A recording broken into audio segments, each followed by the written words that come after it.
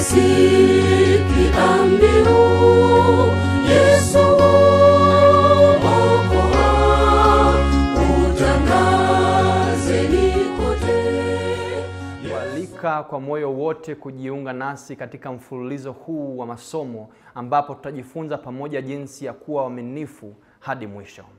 Mwandishi mmoja maarufu aliandika, uhitaji mkubwa zaidi wa ulimwengu ni uhitaji wa wanadamu, watu ambao hawawezi kununuliwa wala kuuzwa, watu ambao ni waaminifu katika roho zao, watu wasioogopa kuita dhambi kwa jina lake sahihi, watu wenye dhamiri, waaminifu kwa wajibu kama sindano kwa dira, watakaosimama kwa ajili ya haki hata mbingu zikianguka. Biblia inasema, yeye ashindaye nitampa kuketi pamoja nami katika kiti changu cha enzi, kama mimi nilivyoshinda nikaketi pamoja na Baba yangu katika kiti chake cha enzi. Imeandikwa katika Ufunuo 3:21, na Yesu Kristo ndio aliongea hivyo. Ulimwengu wa sasa unahitaji watu wa aina fulani, watu wasioweza kununuliwa, waaminifu katika roho zao, wasioogopa kuita dhambi kwa jina lake, wenye dhamira safi, waaminifu, watu watakaosimama kwa ajili ya haki hata mbingu zikianguka. Rafiki, ikiwa unatamani kujifunza zaidi kuhusu jinsi ya kuwa miongoni wa watu kama hawa waaminifu, ninakualika katika haya masomo, mfululizo maalum unaoitwa Hakiuzwi. Karibu tujifunze pamoja, tuweze kuelewa na kusimama imara, kuwa thabiti na mwaminifu mpaka mwisho kwa ajili ya kweli. Karibu sana msikilizaji katika vipindi vyetu tutakavyoanza leo, na usikose utakapoweza kuangalia kwenye mtandao, na tutaanza na mfululizo wetu wa masomo yanayoitwa Hakiuzwi. Hakiuzwi. Siku hizi kumekuwa na watu wengi waliokuwa ni rahisi kuuzika, labda wakipewa hela, wakipewa mamlaka, labda wanawake, labda kwa kila aina ya fulani, watu ni rahisi kuuzika. Lakini tukiangalia katika Biblia tunaona kuna msimamo wa muhimu tunaweza tukajifunza katika haya mambo, na kuweza kujua kwamba kuna sehemu tunaweza tukafanya na kuna sehemu tunaweza tukajijenga, tukaisoma Biblia na kupata nguvu ya kuwa na msimamo imara, thabiti. Karibu katika mfululizo wetu Hakiuzwi. Ilikuwa mwaka 1906 alizaliwa mtu mmoja anaitwa Dietrich Bonhoeffer. Dietrich Bonhoeffer alikuja kuwa mchungaji wa Kiluteri wa Ujerumani miaka hiyo, na alikuja kuuawa mwaka 1945. Alikuwa mhusika mkuu wa Ujerumani ambaye alipinga unazi kuingia kanisani, kuingia katika mambo ya dini.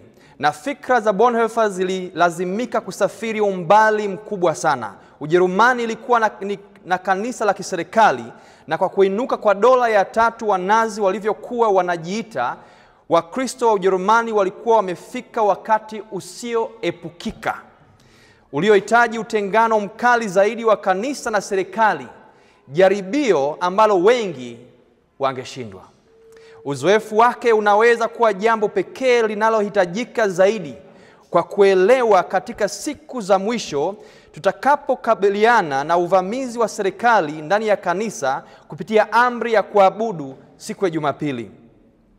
Adolf Hitler alipigwa kura kuwa mamlakani kupitia uchaguzi wa kidemokrasia, na aliingia madarakani mwaka wa 1933. Wafuasi wake walichoma Reichstag, yaani bunge, ndani ya mwezi mmoja baadaye, na kupitia tangazo la dharura na kufuatia usawazishaji, Hitler alitawala hadi kifo chake. Wanazi walifanya kazi bila kuchoka kuhakikisha kanisa linafuata uongozi wao, hata kama ni kinyume na maagizo ya Biblia, yani maagizo ya Yesu Kristo. Huku Wajerumani wengi wakiwa na furaha na kiongozi wao mpya, hatimaye sheria ziliwekwa kuwataka wachungaji wote kula kiapo cha utii kwa Führer, yani kiongozi, yani Adolf Hitler. Na hiki kiapo kilikuwa kinasema, ninaapa kwamba nitakuwa mwaminifu na mtiifu kwa Adolf Hitler, Führer wa dola ya Ujerumani, na wananchi wake kwamba nitashika sheria kwa uangalifu na kutekeleza majukumu ya ofisi yangu. Kwa hiyo Mungu anisaidie. Kiapo hiki kinaweza kuonekana kuwa cha kupuuzia kwako, lakini tambua kwamba ingawa wachungaji wengi walikataa na kufungwa, wengi waliamua kula kiapo hicho. Lakini hata kabla ya hii kulitokea mgogoro juu ya aya ya Arian, yaani sheria mpya ya serikali ambayo iliwazuia Wayahudi na kuwaondoa kutoka kwa taasisi zinazohusishwa na serikali.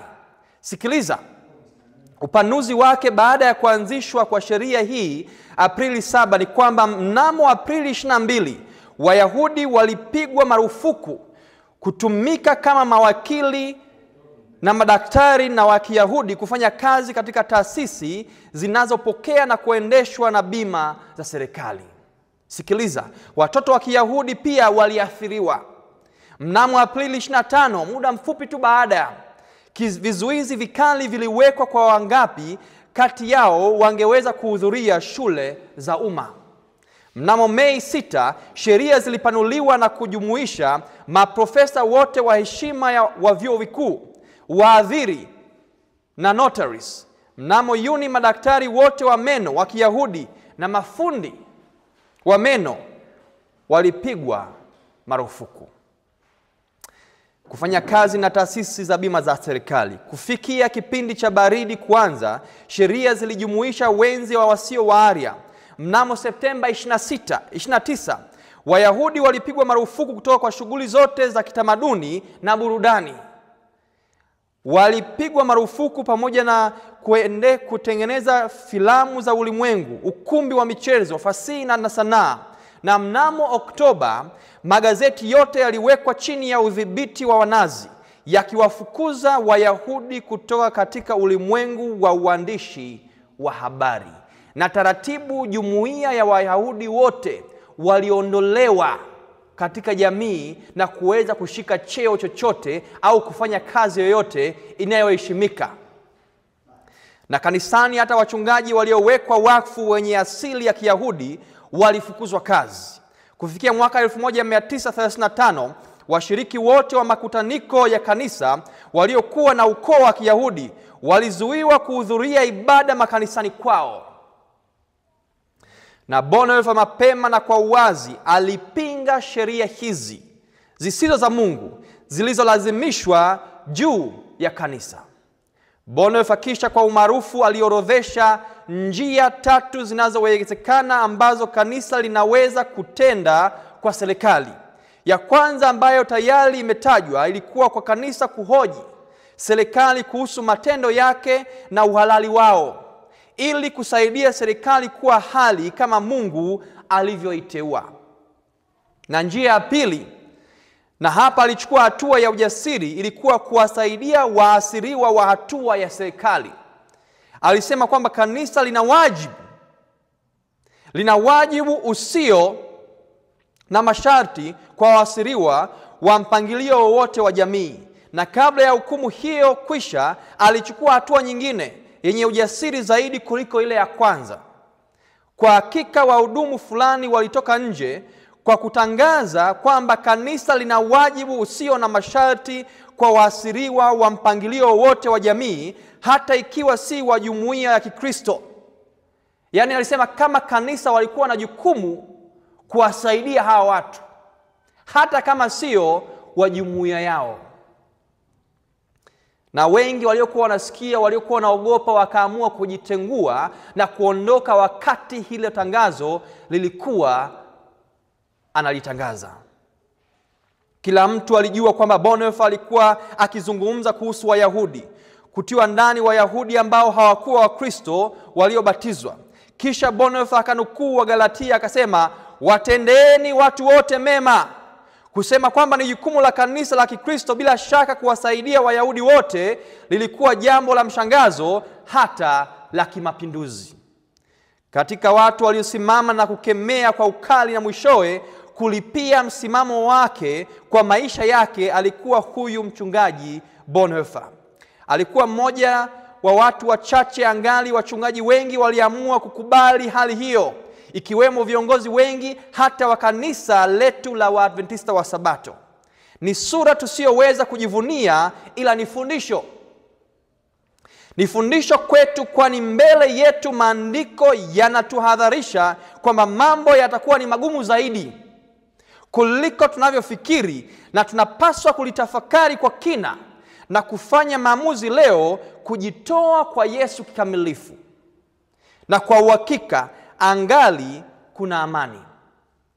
Na roho ya unabii inasema uhitaji mkubwa zaidi wa ulimwengu ni uhitaji wa wanadamu. Watu ambao hawawezi kununuliwa wala kuuzwa. Watu ambao ni waaminifu katika roho zao. Na watu wasioogopa kuita dhambi kwa jina lake sahihi. Watu wenye dhamiri thabiti, waaminifu kwa wajibu kama sindano kwa dira.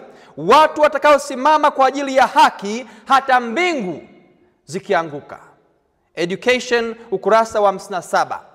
Bonhoeffer alipinga unyama dhidi ya Wayahudi na wengine, huku viongozi wengi wa kiroho wakijiruhusu kubebwa na wanazi kiakili na kihisia. Katika mtiririko huo, ushirikiano wao wa sekta ya umma na ya binafsi ulifanya kazi nchini Ujerumani. Uliunda baadhi ya nyakati mbaya na ngumu zaidi katika historia ya dunia, nyakati ambazo wengi siku hizi tumezisahau.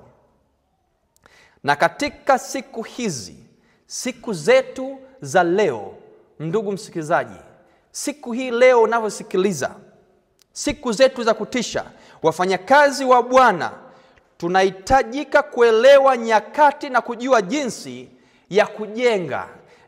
ya kujenga imani yetu kwa akili, ili tujue kusimama imara, kuwa thabiti katika kumtumikia mkuu wa majeshi, yaani mfalme Yesu Kristo Masihi.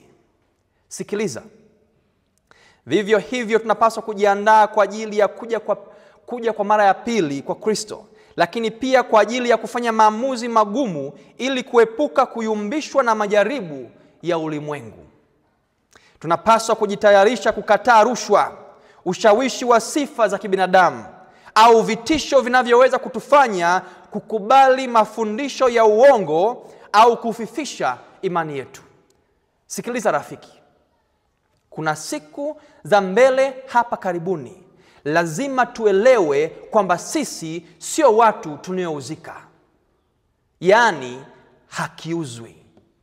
Sisi lazima tuwe na chapa iliyoandikwa juu yetu, imeandikwa kwamba hakiuzwi. Sio kwa vitisho, sio kwa hela, sio kwa jambo lolote.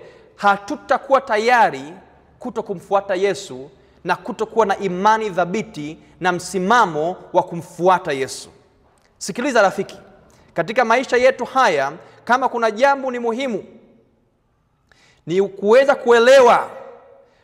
kuelewa kile kinachoendelea katika maisha yetu.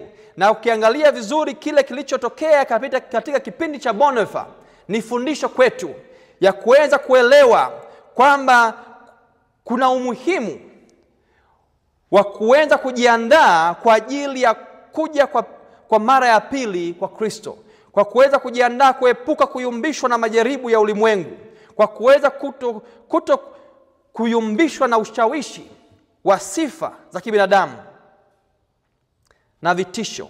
Na tukiangalia katika Biblia, inatuonya wazi katika Ufunuo 13 kuhusu chapa ya mnyama na wakati mgumu ambao haujawahi kuwepo tangu mwanzo wa dunia. Itakuwa kipindi cha majaribu makali kwa watu wa Mungu, ambapo wale wasio na imani thabiti watashawishiwa kufanya maamuzi yanayopingana na mapenzi ya Mungu.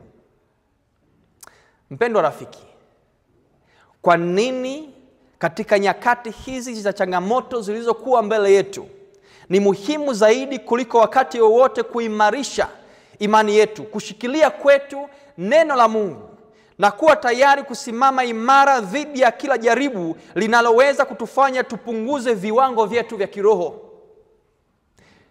Ninakualika kwa moyo wote kujiunga nasi katika mfululizo wetu huu wa masomo yanayoitwa hakiuzwi, ambapo tutajifunza pamoja jinsi ya kuwa waaminifu hadi mwisho. Biblia inasema katika Ufunuo 3:21 inasema, yeye ashindaye nitampa kuketi pamoja nami katika kiti changu cha enzi, kama mimi nilivyoshinda nikaketi pamoja na Baba yangu katika kiti chake cha enzi. Ulimwengu wa sasa unahitaji watu wa aina fulani, watu wasioweza kununuliwa au kuuzwa, watu ambao ni waaminifu katika roho zao, wasioogopa kuita dhambi kwa jina lake sahihi, wenye dhamira safi, waaminifu kwa wajibu kama sindano kwa dira, watu watakaosimama kwa ajili ya haki hata mbingu zikianguka. Ikiwa unatamani kujifunza zaidi kuhusu jinsi ya kuwa miongoni mwa watu kama hawa waaminifu, na kualika sana katika masomo yetu hapa maalum. Karibu tujifunze pamoja, tuweze kuelewa na kuimarika, tuweze kufahamu namna ya kusimama imara, ya kuwa thabiti na uaminifu kwa kweli. Ni kitu gani rafiki kitakufanya ukose haya masomo? Ni kitu gani rafiki kitakufanya tusiwe na msimamo thabiti wa kusema natamani kujifunza kweli iliyokuwa ndani ya Biblia, nielewe vizuri, iwe ni msimamo wangu kwa ajili ya maisha yangu, na kuanzia siku hiyo kujikabidhi kwa Yesu na kumwamini yeye na kumfuata yeye, na kuwa ni mtu atakayefuata kweli, kwa sababu kweli itatuweka huru. Mungu akubariki unavyosikiliza. Karibu katika mfululizo huu. Basi hapo ulipo, ninatamani tupate nafasi ya kuweza kuomba. Tuombe. Baba yetu wa mbinguni, unaona namna tunavyohangaika katika dunia hii. Vishawishi ni vingi, vitisho ni vingi, sifa za ulimwengu ni nyingi, lakini wewe unatuita ili tuweze kusimama thabiti kwa ajili ya ufalme wako. Na kuomba siku ya leo tuweze kuelewa umuhimu wa kukufuata wewe na kuwa thabiti kuelewa na kusimamia msimamo uliotupatia katika neno la Mungu. Tunaomba kwa jina la Yesu Mwokozi wetu. Amina.